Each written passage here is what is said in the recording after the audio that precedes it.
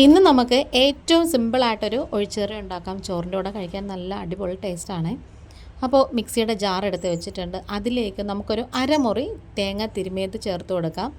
ഇത് നല്ല ഫ്രഷ് ആയിട്ടുള്ള നല്ല പച്ച തേങ്ങയാണ്. ഒത്തിരി ഡ്രൈ ആയിട്ടുള്ള ഉണക്ക തേങ്ങയൊന്നും എടുക്കരുത്. അതുപോലെ തന്നെ ഇളവൻ തേങ്ങ എടുക്കരുത്. മീഡിയത്തിലുള്ള തേങ്ങ ഉണ്ടല്ലോ, ഒരുപാട് ഡ്രൈയോ അല്ല എന്നാൽ തീരെ ഇളവനോ അല്ല, അങ്ങനത്തെ തേങ്ങ ഒരു അരമുറി എടുത്തിട്ടുണ്ട്. അത് നമുക്ക് മിക്സിയുടെ ജാറിൽ ഇട്ട് കൊടുത്തതിന് ശേഷം അതിലേക്ക് ഒരു 1/4 ടീസ്പൂണിൻ്റെയും പകുതി മഞ്ഞൾപ്പൊടി ചേർത്ത് കൊടുത്താൽ മതി. അതുപോലെ തന്നെ ഇനി നമ്മൾ മല്ലിപ്പൊടിയാണ് ചേർത്ത് കൊടുക്കുന്നത്. അതൊരു 1/4 ടീസ്പൂണോളം ചേർത്ത് കൊടുത്താൽ മതി.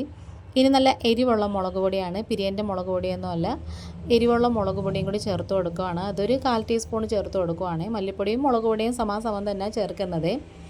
ഇനി നമുക്കൊരു 6-7 അല്ലി ചുവന്നുള്ളിയും കൂടി ചേർത്ത് കൊടുക്കാം. പൊളിച്ചിട്ട് തൊലിയൊക്കെ കളഞ്ഞ് വൃത്തിയാക്കി കഴുകിയതിന് ശേഷമാണ് ചേർത്ത് കൊടുക്കുന്നത്.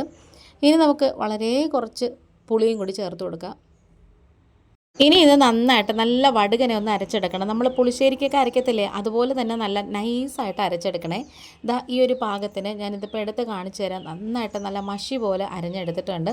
ഇനി ഇത് നമുക്ക് വേറൊരു പാത്രത്തിലേക്ക് ഒഴിച്ചു കൊടുക്കാം. നമ്മളിപ്പോൾ ഒരു 4 പേരുടെ കണക്കാണ് കേട്ടോ കാണിക്കുന്നത്, അതുകൊണ്ടാണ് ഇതിപ്പോൾ ഒരു കുഞ്ഞു പാത്രം എടുത്തേക്കുന്നത്.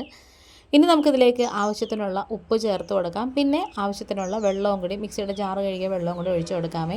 ഉപ്പൊക്കെ ചേർക്കുന്നത് അവരവരുടെ പാകത്തിന് തന്നെ ചേർത്ത് കൊടുക്കണം. ചിലർക്ക് ഉപ്പ് കുറച്ച് മുമ്പ് നിൽക്കുന്നതായിരിക്കും ഇഷ്ടം, എന്നാൽ ചിലർക്കാണെങ്കിൽ ഉപ്പ് അങ്ങനെ ഒരുപാട് ഉപ്പ് വലിയ താല്പര്യമില്ല. നമ്മളെ വീട്ടിലിവിടെ ഉപ്പ് കുറച്ചിട്ടാണ് കേട്ടോ വെക്കുന്നത്.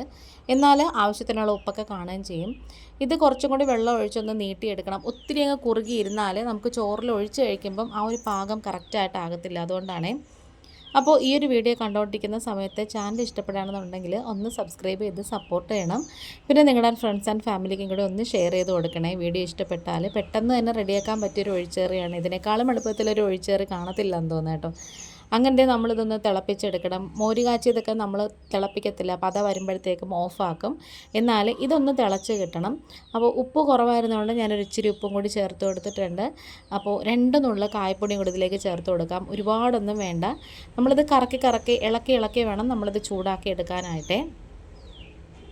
അപ്പോൾ ഇത് ചൂടായി തിള വരുമ്പോഴത്തേക്കും ഇതിൻ്റെ കളറും കൂടെ കുറച്ചൊന്ന് മാറിക്കിട്ടും. ഇപ്പോൾ നേരത്തെ ഇരുന്നതിനേക്കാളും കുറച്ചും കൂടി കളറൊക്കെ വന്നിട്ടുണ്ട്. ഇനി നമുക്ക് താളിച്ചങ്ങ് വെച്ച് ഒഴിച്ചേക്കാമേ.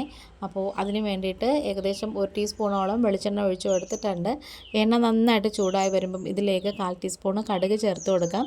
പിന്നെ 2 ചുവന്നുള്ളി വട്ടത്തിലരിഞ്ഞത് അതും കൂടി ചേർത്ത് കൊടുത്തിട്ടുണ്ട്. പിന്നെ ഒരു വറ്റൽമുളക് മുറിച്ചിട്ട് അതും കൂടി ഇട്ട് കൊടുക്കാമേ.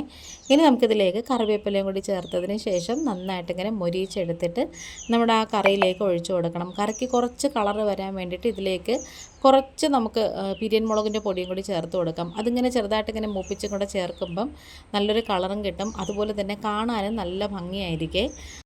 ഈ ഒരു കറി ചോറിന് മാത്രമല്ല, അടുത്ത ദിവസം രാവിലെയോ ഉച്ചയ്ക്കോ ഒക്കെ പഴങ്കഞ്ഞി കുടിക്കും അതിലൊഴിച്ച് കഴിക്കാനും നല്ലതാണ് കേട്ടോ.